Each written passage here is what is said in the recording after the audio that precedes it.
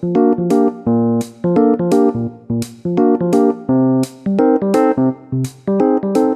so it's another year. It's another Formula One predictions challenge, and joining me again this year are three nervous F1 pundits and presenters from the YouTubes and the dreaded audience. In alphabetical order, we have the reigning predictions champion, Dan from F1/E Reviews. No pressure, Dan. But everyone, we're looking to take you down a rung or two this year. How confident are you, having seen the questions? Not very. I tried to go a bit more exotic with my answers this year, not go as boring. So I'm not too confident, but also Jonty's predicting, so I'd like to think I'd be able to beat him. Well, next up, we do have Jonty from Jonty's Corner. He's a wise sage, a grand vizier of motorsport, a wizard of welding. Hello. I think you'll be surprised. If Dan's gone my route, it's going to be messy. And finally, of the human players, you'll know him from the F1 Word. He's been live streaming every single test session, and I'm hoping he still has a voice. It's Sean. Welcome back, Sean. Hi. No, it's fine. I'm absolutely fine. Yes, hello. I'm looking forward to this. Yeah, it can't go worse than last year. Well, hang on. Bring it. I'm up for this. I've gone bold on some of them, but I've played safe on others. But I'll not spoil anything, of course. All right. Well, I hope that pays off. And finally, they did beat all of us last year. There are 6,000 of them. They're out for blood. They're the benchmark for true success. The audience is back, and they've already made their choices this year, so we can look at them as we go through the questions. I don't know when this is going out, but just I should mention these predictions were made before testing, and we're recording now between the two testing weeks. Before we go straight into it, I'm just going to mention I've tweaked the points for this year. There are three types of point systems. The first type is what I'm calling mapped to position. So, for example, if I asked you to predict which driver was the oldest, and you answered like this, well, this is something I can rank. So I could rank the drivers by age, with Raikkonen being the winner, Hamilton second, and so on. So whichever driver you picked, you'll get their points. Second type points is just a straight up F1 style points. So the winning person will get 25 points. Second place person will get 18 points. So if I said, how many points will Ocon get? And you gave these answers, and he actually got 42. Well, then fictional Dan would be the winner here, and he'd get 25 points, and so on down to the loser, Sean. And then the third type is just the question specific. So some questions have like specific points which wouldn't work with any other system, and I'll get to those. I'm not happy with you assuming I'm going to be last immediately. But yes, I understand the point system. Yeah, I understand it. And also with you announcing the changes, I'll throw out a little surprise. This year, there are stakes. Okay, I'm going to go straight on to question one, keeping it simple to start off with. I asked, who will win the DHL Fastest Pit Stop Award? Unbeknownst to me, DHL actually rank the teams each race by their fastest pit stops and give them like F1 style points from 1st to 10th every round, and then they add up the points over the season like a normal championship. And last year Red Bull just pipped Williams to the title, but let's find out what you guys thought. I went with Williams. Danny went with Williams. Jonty went with Williams. Sean went with Williams. The audience overwhelmingly went with Red Bull with 80% of the vote. I like to think that we all sort of saw just the outright pace Williams had last year in the pit lane, if nowhere else. But Jonty, as a representation of the humans, do you think we made a big mistake here? No, it's one thing Williams have been very, very good at for quite a while now, because they were the first ones to sort of really attack it with physical training and how they approached the whole pit stop process. You know, they brought in specific people just to get this time down. So I think over the course of the season, they'll probably be the most reliable. Sean, are you surprised that, because I was, when I saw that Red Bull had actually pipped them to this over the whole championship, because I just thought Williams was smashing it out of the park every race. Yeah, a little bit, because, I mean, like, part of me wanted them because that's like all they were going to get, wasn't it? Last year, give them some sort of title, but a little bit surprised because I thought Williams had that in the bag because, like you said, that's the one thing they were actually quick at last year. But I'm confident they'll do us proud this year, definitely, especially after watching Red Bull's pit stop during testing the other day when they totally missed the front left with the wheel guns. So come on, Williams. Nice. Well, I don't think there's much we can say about this one. These opening questions are quite simple, so I'm going to move straight on to question 2. Question 2. Who will win the most official Driver of the Day awards? You know the drill. There's an official fan vote for Driver of the Day each race. Verstappen has form in this area, but will we see change in 2020? Let's see what we voted for. I actually went for Charles Leclerc, which I think I did last year as well, and so did Dan. Jonty and Sean both went with Max Verstappen, and the audience, 73% also went Max Verstappen with Charles Leclerc in second. Do you think the Orange Army are flooding the results here, or are my audience being sensible, Dan? I think it's pretty sensible going Max Verstappen, which is kind of why I didn't vote for it. I tried to be a bit more open this year. I'm looking back at this now and already thinking I was a bit silly going Leclerc, but he did well last year. I think, did he get second in Driver of the Day? And I think he'll have a better season this year. So, yeah, I think it'll be close between these two. I think these are definitely the outright leaders. So, yeah, I think Ferrari, especially after testing so far, they're looking maybe hiding pace a little bit. So maybe they could be sandbagging, hopefully for my sake in this question. So, yeah, I'm confident that I'm not miles away this year. Yeah, similar to you, I went Leclerc just in the hope of perhaps stealing some points if it went the other way. Jonty's gone unusually conservative, but maybe because he didn't have Kubica this time to pick. I picked Max last year and he did me proud. I was tempted to go possibly with Norris because exploding all over social media, and I just see it as easy points. Let's go on to what's maybe a slightly more difficult question. A variation on last year. Question 3. How many safety cars or virtual safety cars will be called across the season? A little bit different from last year. I've gone for 24. Dan's gone for 29. Jonty's gone for 18. Sean's gone for 34. So those two definitely taking the ends of the spectrum there. And you can see on your screen a sort of frequency chart of the audience answers. And the way I kind of plucked this out is I did an interquartile mean. I'm not going to get too matty about this, but essentially you just chop off the sort of the high end and the low end of all their numbers. So you kind of cut out all the gumph and just take an average of the middle, which left them with 22, which is more sensible. I did you that. took a 95th percentile.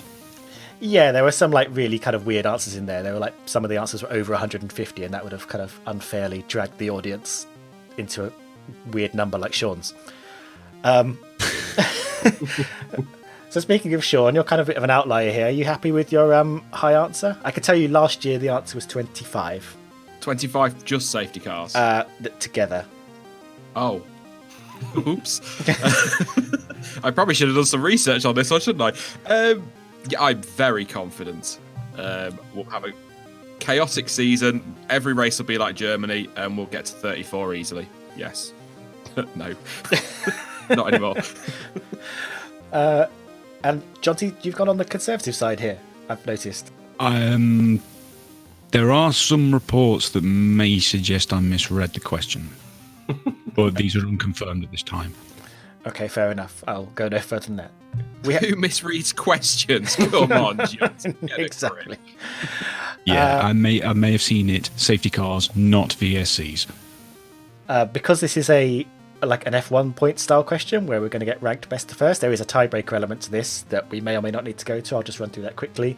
I did ask which race would be most safety car infested, I guess is the word I'm going to go with. We've all been given different answers. Sean, you've actually gone bold and picked a race you know nothing about, the new race Vietnam. Yeah, it's because we know nothing about it. I'm just kind of thinking like the teams don't really know it. Maybe it will be a bit chaotic. It's a bit street circuity as well. So, yeah, that's kind of where I've gone with a lot of stuff in Vietnam. We just don't know. So stick it in there. Why not? Let's look at question 4, which I thought was an interesting question when I set it. I asked you which team would come fourth in the championship, which isn't as sure a thing. McLaren surprised us all last year.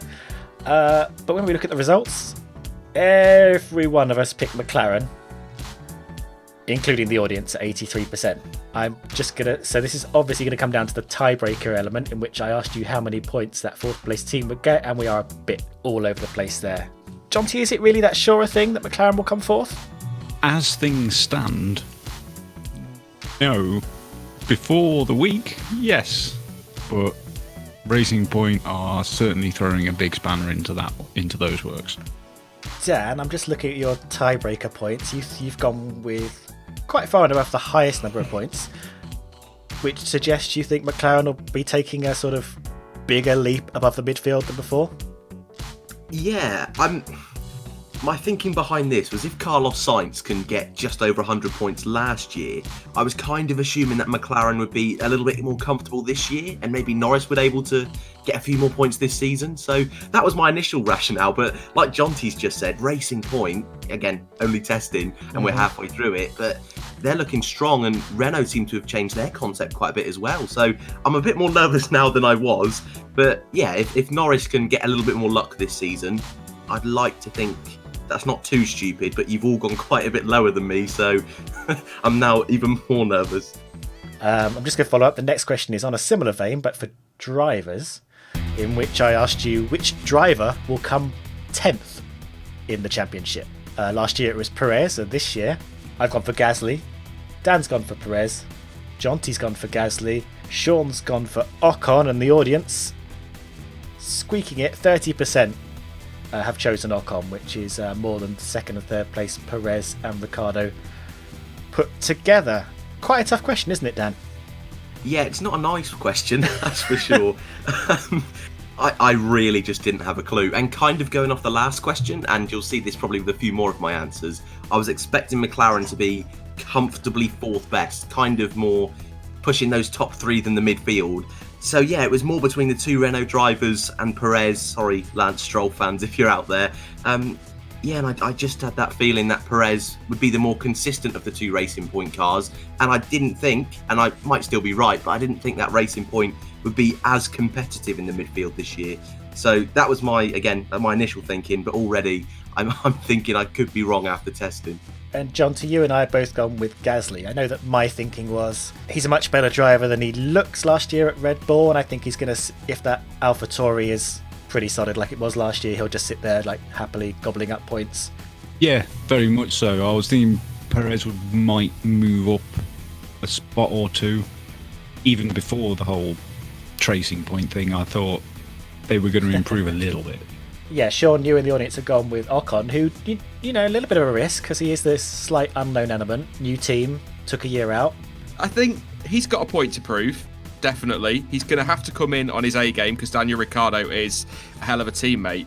But Nico Hülkenberg was only, 14, 15 points off 10th place last year with a bit of a dodgy Renault. So if they take a step forward, Ocon comes out to prove his point, I think he can make top 10. I really, really do. And that's not just me being like an Ocon fanboy or anything like that. I've really got a good feeling about him this year. It's tough to go up against Danny Rick, though. That's going to be a great fight. Right, just for completion, there's a tiebreaker question, which I asked how many points the 10th place driver would get. Should we need to tiebreak, those are the points we chose. Right, question 6, another question from last year, in which I asked you again, which driver will be the most dominant over their teammate in qualifying? Last year, Russell destroyed Kubica 21-0 on a Saturday. I've gone with Magnussen. Dan, incredibly, has gone Verstappen. Jonty's gone Verstappen. Sean's gone Perez. And the audience continue to be a little bit conservative, sticking with last year's winner, George Russell, at 46%, followed by Verstappen and Perez. But Sean, you've gone with Perez. I'm guessing this is based on sort of Stroll being a bit of a Sunday man. I was going to say, he just can't qualify, can he? Let's be honest. As much as I do defend him, he can't get Saturdays right. So I think that's pretty easy. I think Latifi will push George Russell a bit harder, but I think the audience you say gone conservative, but I think they're probably not going to be too far off with that. But of course, Perez will win, so that'll be second. Yeah, John, do you think... Are you surprised to see the audience so heavily go with George Russell, knowing he's up against Latifi this year and not Kubica? Yeah, a little bit. But Russell is a lot better than the car is allowing him to be. Right, moving on to question 7. Which team will make the biggest percentage points increase from 2019? By percentage increase, I mean if you scored 100 points last year and 110 this year, that's a 10% increase. If you scored 10 points in 2019 and 20 in 2020, that's a 100% increase. So the incredibly obvious answer here, Sean, is... Williams. That's right, Haas, as I put. What? Weirdly, everyone else, including the audience, put Williams.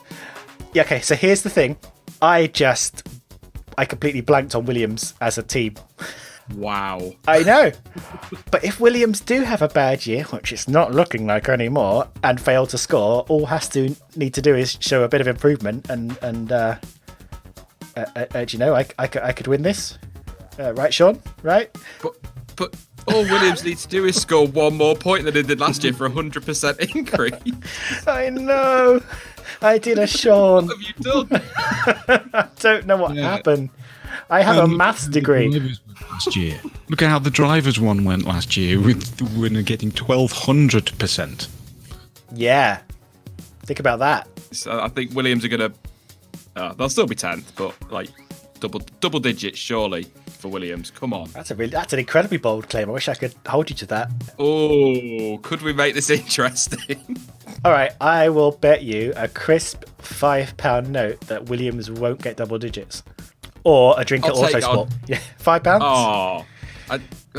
No, drink. Yeah, right, a drink at Autosport.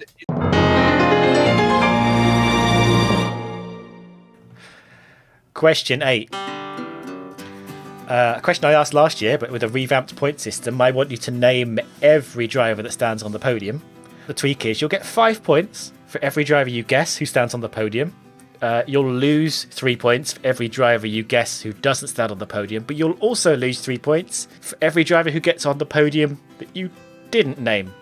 This is an attempt to stop you being too conservative and just, clinging to the top 6. Let's have a look at what we all put. So I've gone with, the drivers in the top 3 teams, but then Sainz, Ricciardo, Ocon. Dan, you've gone for the top 6 plus Sainz, Norris and Grosjean. Jonty, you've gone top 6, Sainz, Norris, Ricciardo, Perez and Kvyat. Unsurprisingly, Jonty does have the most drivers in this question. Sean, you've gone top 6, Sainz, Ricciardo, Perez, and the audience. So they picked the top 6, Sainz, Ricciardo, Perez. So I think the interesting thing here, Dan, is that, the top 6 were pretty obvious, but everybody's also gone for Sainz. Yeah, I mean, he was comfortably best of the rest last year. I'm still sticking with the fact that I think McLaren could be a step better, so I've gone with both McLaren drivers.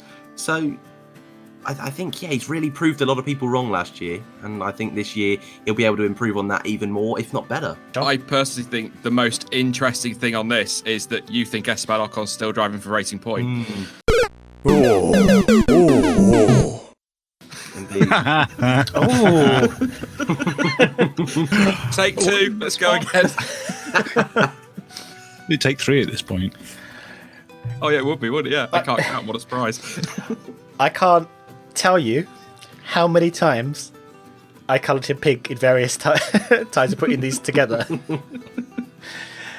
I'm still sticking with him. Yeah, Esteban Ocon and the Renault. I think Renault are going to make a step forward, and that Racing Point are definitely not going to copy Mercedes and take that 5th spot.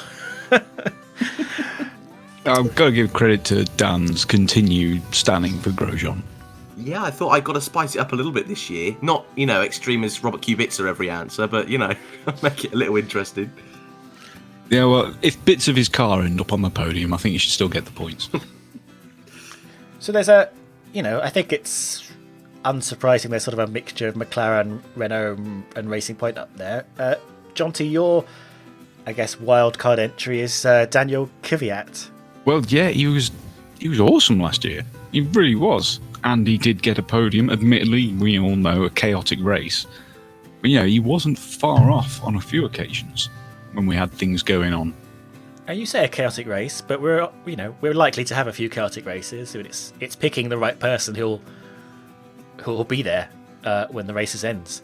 I don't think you're far off with Kvyat at all. By the time the season ends, I'm actually most interested to see which drivers we didn't pick, because I think this question might be a question of losing points rather than gaining points. Well, we shall see. Let's have a look at the next question, which is all about penalty points. So I'm asking which driver will accrue the most penalty points on their license across the season, and that's, only counting the points that are administered between Australia and Abu Dhabi. I've gone with your man Grosjean. Dan hasn't gone with Grosjean, he's gone with Kvyat. Jonty's gone with Vettel, and so has Sean. Whereas the audience has also gone with Romain Grosjean, like me, but does go Vettel second and Kvyat third, so clearly in tune with the rest of us. Sean, you're a notorious Vettel hater. Is that what influenced your vote?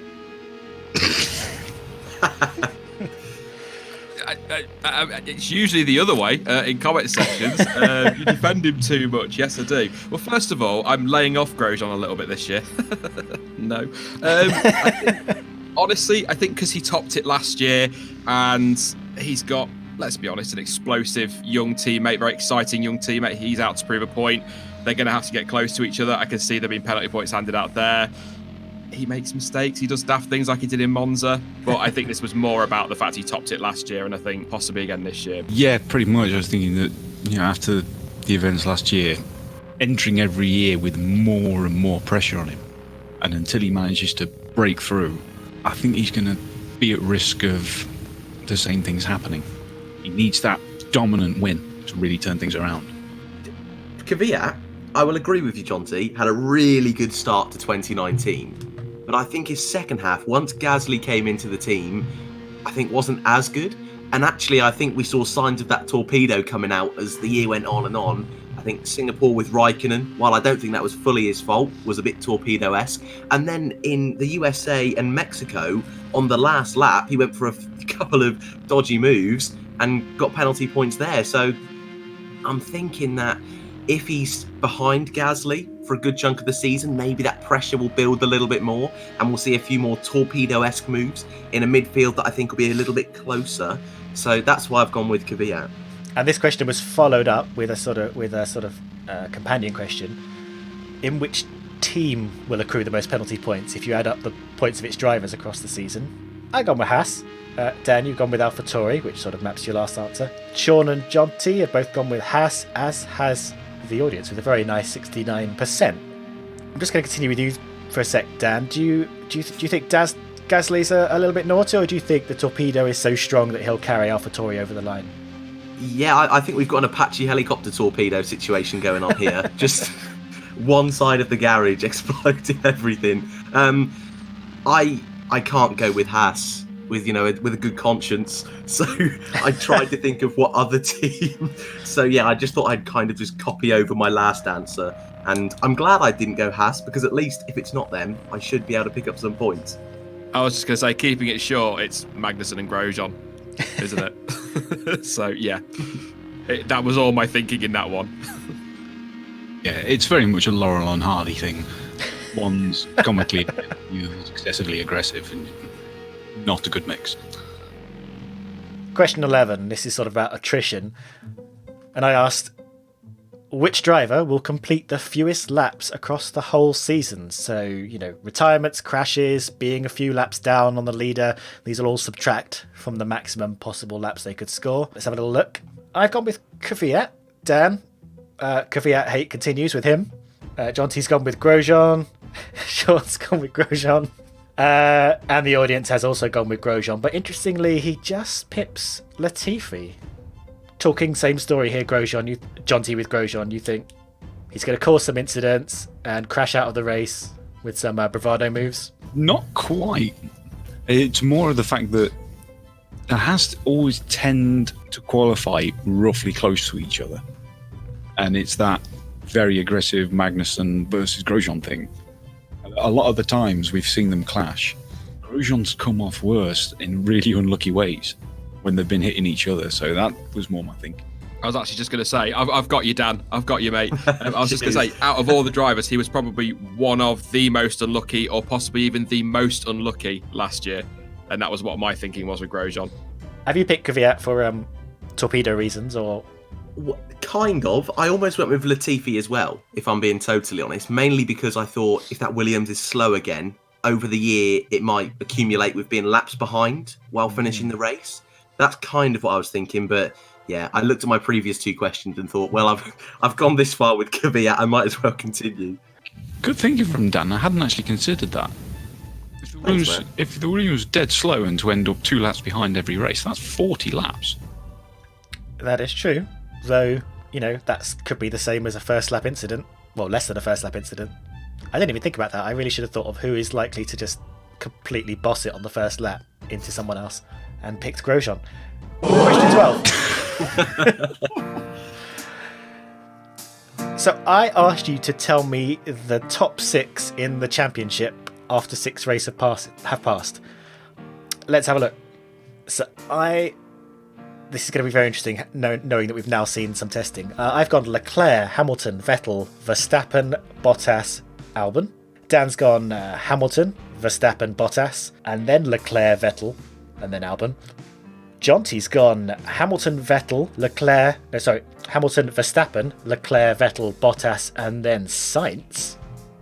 Sean thinks Verstappen will be leading after 6 races, followed by the 2 Mercedes, Hamilton, Bottas, Leclerc and Vettel, and then Albon. And then the audience, Hamilton, Verstappen, Leclerc, Bottas, Vettel, Albon. So everyone agrees Hamilton will be leading Bottas, and Leclerc will be leading Vettel, and Verstappen will be leading Albon. To remind you, these were given before testing, and I may have changed my answer, having put Leclerc first, having now seen that. We can't say that Mercedes are going to be ultra dominant with just that system, but they've had a very good testing, haven't they? What are your thoughts, Sean? I know you've also, like me, you've put a non-Mercedes driver in first place here. Would you have put the same top 6, knowing what you know now? Yes. Ooh, I would. Might have bumped Albon up. I mean, I'll try and keep this as short as possible. You can edit as required. But my theory is, Lewis Hamilton, I think, will still probably come out and win the title, spoiler alert. But for the first 6 races, you've got Australia. Hamilton's not won there since 2015. And Max Verstappen did really well there last year, despite the car not being where it should be. Bahrain could go Mercedes-Ferrari's way. We know that Vietnam's going to be a lottery because we don't know what's going to happen there. Spain could go Mercedes' way. Monaco could go anyway. So I think Max Verstappen's got a great chance of being top of that championship 6 races in. Hamilton's going to push him hard, but there's something. It was before testing I had this feeling, and since testing as well, Red Bull seem very quietly confident, apart from one statement from Verstappen. And I think they know something, and I think they could spring a surprise. Like I said, I still think over the course of the season, Hamilton will pip him to it, as we'll get onto, I think, in the next question. But I think Max Verstappen has got a great shot, and Ferrari are just all over the place based on testing. But of course, it is only testing. Man, I'm bored of saying that. And I can't leave this without coming back to Jonty and doing a classic wildcard here, bringing Sainz in ahead of Albon. The only person not to use the other Red Bull driver at all. You thinking he'll have a good opening run? I was thinking more along the lines of Red Bull being desperate to get back into regular winning ways and fighting for the title. And I've got a feeling they'll have no qualms about using Albon as a sacrificial lamb at every turn, because it's obvious that they are building that team and car exclusively around Max. And no real confidence for Vettel here. Yeah, there is that feeling of Ferrari, but I want it to be the other way. I really do. I want him to come out in Australia and go, boom, this is my fight for the year. But it doesn't look likely. Right, Sean brushed on it. Let's have a look at the next question,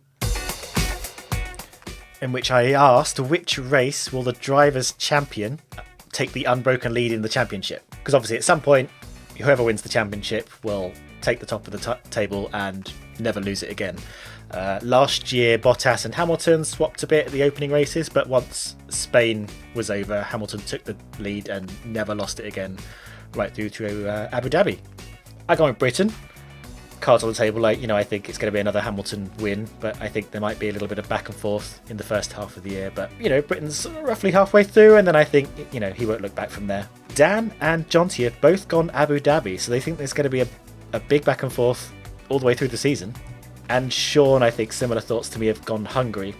The audience are quite optimistic. They've gone for Brazil, but close behind was Mexico and then followed by the USA. So either they really, really want this to keep going back and forth all year, or they actually genuinely think the race is on. I'd love to know your thoughts, Dan. You can speak for Jonty as well. I'm sure he'll totally agree with you on whoever snatches the title at the end will do it in the last minute. There may have been a slight misunderstanding of this question. Not that easy, is it? Yeah, there's a first time for everything. Though I'm still happy with my answer because I still feel the title will go right down to the wire. And although I kind of expected Hamilton to still be in the lead, I can change my answer slightly and say maybe Verstappen's leading with a race to go. Of course, that Red Bull is pretty quick in Brazil and Mexico, so they could have a bit of a good run there. So I do honestly believe we could have a multi-team title fight this year. And if Mercedes decide to put all their eggs in Hamilton's basket and Red Bull do the same, and maybe Ferrari, I can see it going all the way to the end. Other end of the spectrum, Sean, you've gone with a sort of Hungary. I'm going to guess you have similar thoughts to me. Yeah, pretty much what you said earlier as well. Just I think we'll get a lot of ebbing and flowing early on, and then you've got races like France, where you'd expect Mercedes to be really strong, so Hamilton might take the title lead there. But then you've got Austria, where Red Bull have been really strong lately, so Max might take it back. But then I think you've got Britain, which you'd expect Hamilton to be strong at, and then Hungary could go either way, but he won it last year with good strategy, and Mercedes have been good there over the years. So I think we're going to be around mid-season. But like you said, more optimistic than last year's was, so that's steps in the right direction. Max is going to be closer this year, and then like you said before, Abu Dhabi, you got Brazil where the Red Bull's quick, Mexico, also a bit earlier Singapore. A big span of races where he can gobble up a lot of points. I did ask a tiebreaker question. I asked how many points that driver would have at the point they took an unbroken lead. They're on the screen now. Can't really say much about them, but we'll revisit that at the end of the year. Question 14, now it gets interesting. I asked you to pick 3 races, knowing that every single retirement from any of those races will drop 5 points from your score. And I think, as Jonty pointed out on Twitter, this is going to make things very tense when those races appear. I'll tell you what I picked. I went with Spain and France and Abu Dhabi. Dan went with Spain and France and Japan. Jonty's gone France and Hungary and Italy. Sean's gone Spain, France, Abu Dhabi, and the audience have gone Spain, France and Abu Dhabi, same as Sean. We've all gone for France. I know I picked France because it's generally quite dull and nothing happens. I'm interested, Jonty, in your Italy pick, which I kind of see as a high-speed, narrow arena. Yeah, it is, but it's also the second one back after the summer break. And it tends to be a place where teams like to get a fresh engine in because they've already got an engine that's been hammered to within an inch of its life around Spa. Don't get a lot of weather, and the cars are just a bit more well behaved around Monza than they used to be. I'm going to go to Dan now, who's the only one to have gone for famously typhoon-riddled Japan. Interested to know your choice. Well, it's kind of a similar thinking to Jonty in the sense that I don't think there's lots of opportunities for overtaking, so I think people will play a little bit safer on that front. And also, whereas I think in Monza they'll take new engines, I don't think Japan is very hard on the engine, so I think reliability will be a little bit better. But yeah, I'm definitely hoping it's a dry race, because if there's like a typhoon like last year or heavy rain, I think I definitely could get mugged off. But you know what? It's worth taking the risk, I think. Sean, you could speak on behalf of me and you and the audience because we've all gone identically. You think those are the sensible choices? Well, they're just generally crap, aren't they? As races, so I just don't see much happening. And part of me, by the way, is saying that because I know I have this tendency to jinx things and things seem to go against my gut feeling. So hopefully that'll be the best 3 races of the year. But yeah, that's pretty much all my thinking on that one. I wasn't going to pick Monaco, Azerbaijan, and Brazil. Well, I've got to say I'm quite surprised by all the picks for Spain and Abu Dhabi. I'm surprised with Abu Dhabi, end of the season. Yeah, that Abu Dhabi is, the last test for the engines. We're going to have various teams. They're usually sort of mixing and matching elements to get an engine that won't have penalties on it. And Spain is traditionally where lots of teams bring their, first big upgrade B-spec cars, which to me, it's more likelihood of something could go wrong. Right.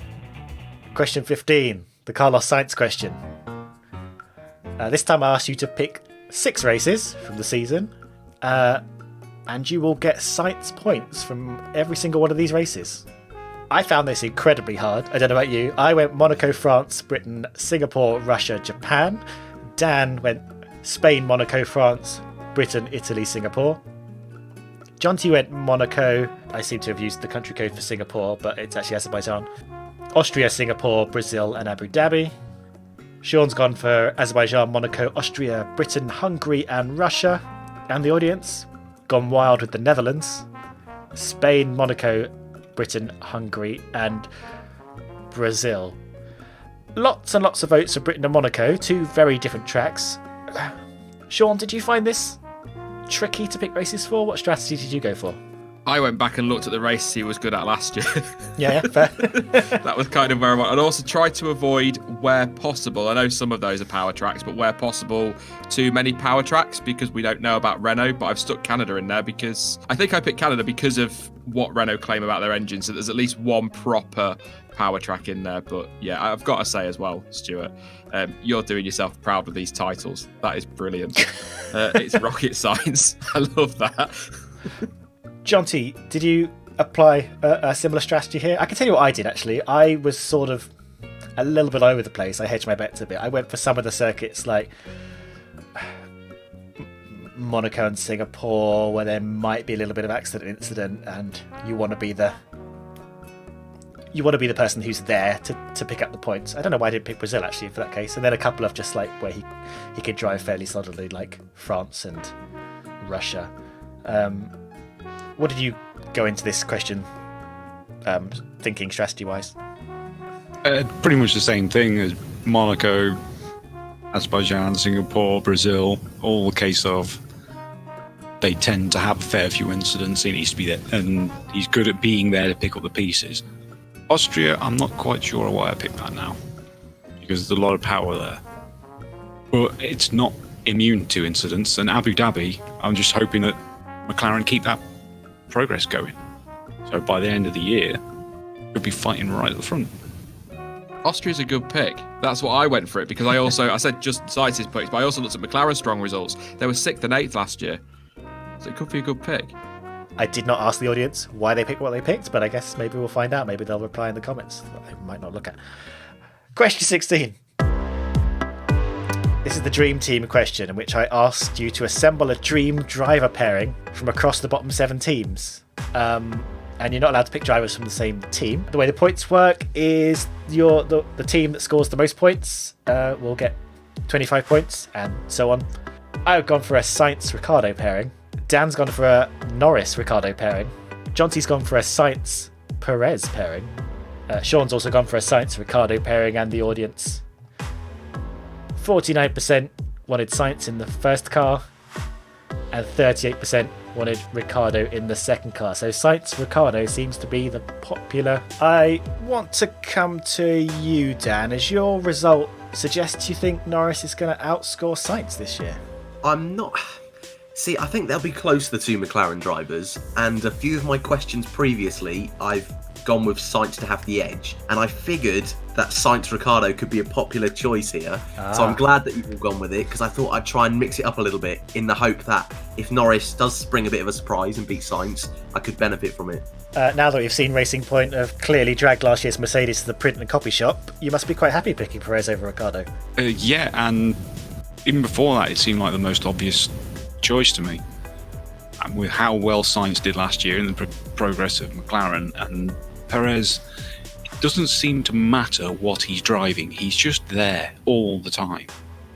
Even if he's only picking up a couple of points, he's still getting them, and he's always the guy that's hanging around to try and snatch a podium when chaos happens. You know, he didn't get one last year, but in previous years, he's always been that guy.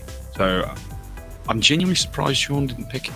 This is one of those that I struggled on, and I was between Ricciardo and Perez. I'm not just saying that because you said that, Jonty. I genuinely was, and I just went Ricciardo because I thought he finished higher last year. It was one of those, moments.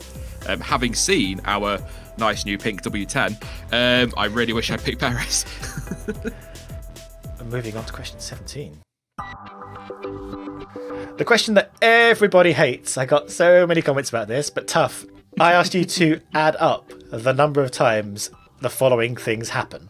I want you to add up the number of different race-winning drivers, the number of different pole sitters, the number of, this is a very hard thing to phrase, fastest lap achieving drivers, races where wet compounds are used, and by which I mean race, not practice or qualifying, drivers that get onto the front row for the first time in their career, drivers who leave F1 or change teams during the season or as confirmed for 2021, and how many animal track invasions during official sessions there are, which I think will be the hardest to count, but we'll do our best.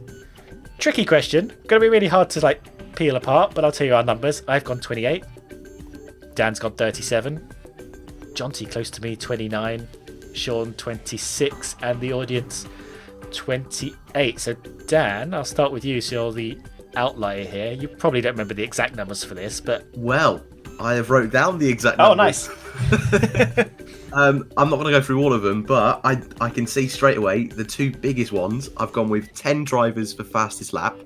I think that can be a bit of a mixer and shaker. And True. I've gone with 12 drivers to swap teams or leave. Wow.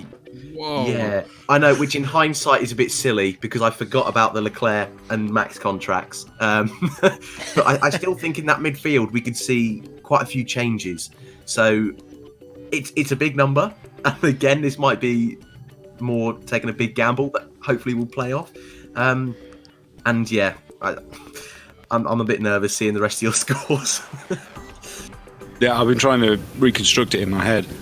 I'm sure going 5 winning drivers, 6 pole sitters, 8 fastest laps, 4 wet races,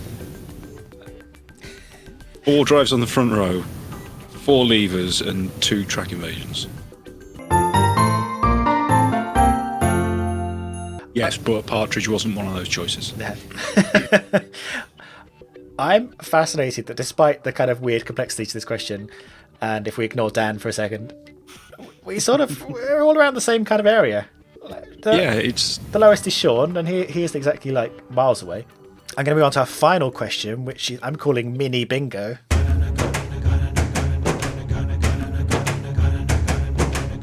I gave you 9 potential events that could happen across the season, and you had to tell me if they'd be true or false. In order to encourage you to be bold, you get 5 points if you predict them true and they come true. You only get 1 point if you predict them false and they come false. And if you're wrong, you lose 3 points for each of these things. I'm going to run through them individually. I asked, would Mick Schumacher get a 2021 F1 seat? I said no. Dan said no. Jonty said no. Sean said yes. And 65% of the audience said no. I think that Prema lineup in F2 is a shootout between him and Schwartzman for that Alpha seat if Kimi leaves or they get rid of Gio. And I think Schumacher's extra year in F2 might see him just pip Schwartzman to that. But as much as I love the Schumacher name, of course, I kind of would really like to see Robert Schwartzman, but it might be too early for both of them. I've just gone bold. Let's have a look at the next potential event. Norris will get a podium. I've gone yes. Dan's gone yes. Jonty's gone yes. Sean's gone no. And the audience has gone yes, but only just 53%. I'm going to come to you again, Sean, as the outlier here. No? I mean, I'm a miserable arsehole, aren't I? I just... No. Going back to my question earlier, with the podiums, I think A, McLaren will get a podium. I think A, Renault will. And I think Sainz is more likely to do it than Norris. I hope he does so. Again, before testing, sorry for bringing up testing again, but I just had this good feeling about McLaren, and I do think they're going to be strong still this year, and I do think they're going to be at the front of the midfield. So I think it's close. I mean, he's not going to be a guaranteed nailed on like I think the top 6 drivers are, but I think when I look at that midfield, I see him as one of the more likely candidates to be on the podium. Will the champion driver not drive for the champion team? I think it's a question of optimism. I've gone yes. Dan's gone no. Jonty's gone yes. Sean's gone no. And the audience, 75% of which have gone no. Jonty, do you still... No. Not a total washout. It's definitely going to be closer, but I think that's going to give Bottas enough of an edge over Albon. I asked you if you thought Williams would not finish 10th. I essentially said Williams will finish 10th, and every one of you agreed, including the audience. You still agree with this, Sean? Even though they've shown progress? Yeah, it's one of those, isn't it? They can make a hell of a lot of progress and still end up 10th and a couple of tenths off everybody else. They were so far off last year. I just can't see them finishing above 10th. More points, like I say, maybe double digits, or hopefully double digits now. We've got a bet on it, but I don't think they'll finish above 10th. Yeah, as much as I really wanted to go the other way, the way I was thinking is just who would take their place down there. I can't see anyone falling back enough for Williams to catch up with. So after like a whole lot of mess, I did ask if Red Bull would again change their drivers mid-season. I said no. Dan said no. Jonty went yes. Sean went no, and audience overwhelmingly went no, 93%. I've no idea where you got to throw a Hail Mary at some point, haven't you? Yeah, I'm thinking as well, if they're in a real title hunt, I don't think they really want to be moving and shaking too much in the summer, if that's where we're saying. So, yeah, I just think for that continuity in a title hunt, you just need to keep things as clear and calm as possible. So, yeah, I don't really see it happening. And to be fair, every single one of the drivers they have right now has been in that seat already. I then asked what might be one of the most likely of these. One race will have all 20 drivers classified as finished. So I said yes. Dan said yes. Jonty said yes. Sean said yes. And the audience also said yes. So this is a question of consensus. We've been getting more and more of this lately, haven't we? Like, reliability is better than ever across the whole field. Was this an easy question for you, Sean? Yeah, I think so. Like you say, reliability these days is insane. If we were doing this in the 90s, first of all, we've invented YouTube, which is awesome. Amazing. But I think you'd be easily saying no to that quite comfortably. But nowadays, yeah, I think we'll get at least one. At least one. Next prediction was that the World Drivers' Championship goes all the way to Abu Dhabi. I said no. Dan said yes, which is consistent. Jonty said yes. And Sean and the audience have gone no. A very healthy 85% of the audience have gone no.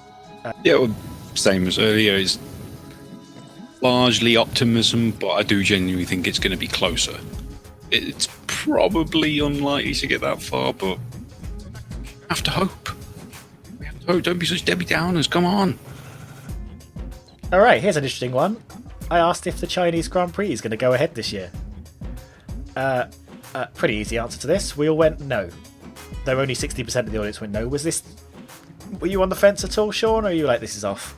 I 100% expected it to be postponed, and then when I was going to do a video, but I didn't in the end. But when I was going through all the available dates, there's just nowhere to put it without a stupid triple header with loads of logistical issues, or 5 races back to back, or cutting off part of the summer break.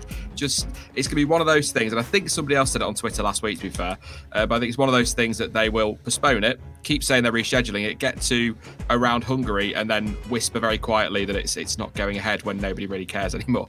It'll be one of those things. And final one of these. I asked if Russell will outscore a non-Williams driver. So I did say no, though I want it to be yes. Dan's gone no. Jonty's gone yes. Good for you, Jonty. Sean's gone no, and the audience, with just 51%, have gone no. Looking at this now, this seems much more of a possibility than we thought before. Oh yeah, definitely. I think the bigger thing for me, because I think Russell will get a few points this season, finally. I'm not too sure which driver it would be. I'm sure some of you guys would say Grosjean, which I disagree with. But yeah, maybe a Gio, but I think he will bounce back stronger this year. I think Stroll in that Racing Point's got a solid car underneath him, so I don't think he'll be that low down. So it's more that I think, although Russell will have a good year, I just can't see anyone else dipping that far behind, if that kind of makes sense. This is purely pandering to the viewers. I'm sure everyone would have been very disappointed if I hadn't just gone, yeah, why not? Just throw Williams in there. You know it's not going to happen, but who cares? leaning fully into your reputation. Love it. Stay on brand. This isn't an official question like it was last year, but I am interested to see now that you've seen everyone's answers, who you think has the best fighting chance here. I'll ask you first, Sean. I should be backing myself, shouldn't I? Saying yes, I'm going to do it, but I'm always scared of Jonty because one day we're going to do something like this and he's going to be right, and we're all in trouble. But I mean, delightful trouble. Your target has got to be, but your target has always got to be beating the reigning champion, however they weirdly got there. So I'm looking at you, Dan. Yeah, most concerned about? Don't know, probably Grosjean. But, no, I'm backing myself. Things like this, you have to back yourself. You just do. And then I get to keep the thing if I do win. Are you worried about your championship status, Dan? Or you think you've got this? Ooh. No, I've gone way too pro Grosjean. Anti-Kvyat as well. Yeah, but Jonty's gone pro Racing Point a few times. I don't know how he's done that. That's a bit scary. So I think Jonty's one to look out for. Okay, well, we will see how this all pans out at the end of the season. I guess I'll say thank you very much to everyone for joining me on this windy Saturday afternoon. I hope you enjoyed filling out this survey, and I hope one of you beats the audience, who have now become the de facto enemy. Oh yeah, they're technically the champions, aren't they? No, looking at you, audience. Yeah. They're coming for you. I think I've got to say you've been far more exotic and wide-ranging with how the questions work, so this is going to be far more interesting this year. So yeah, thank you guys. Thank you, Jonty, Sean and Dan, for taking part. Check out their YouTube channels and Twitters and MySpace pages, live journals, GeoCities pages. And thank you, audience, for taking part too. Sorry I couldn't have all of you on the stream. Yeah, thanks for the love.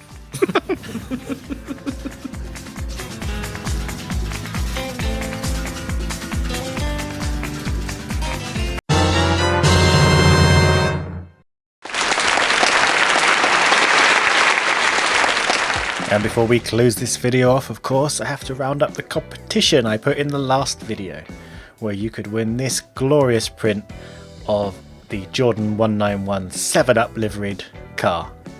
I asked you to leave your favourite OMAC designs in the comments with the hashtag GPBox. So now I've put them all into Excel, which was a lot harder than I thought, and made a quick little macro to pick one at random. It's going to be very anticlimactic because it's just going to happen instantaneously. Are you ready? 3, 2, 1. Congratulations to Christopher Sanchez, who likes the Ferrari SF90 Monza edition. And let's have a quick look at that. Let's copy that link in and see which picture he liked. Oh yes, excellent choice. So yeah, congratulations to Christopher. You're going to be winning this wonderful print. I will get in touch and get it sent on to you.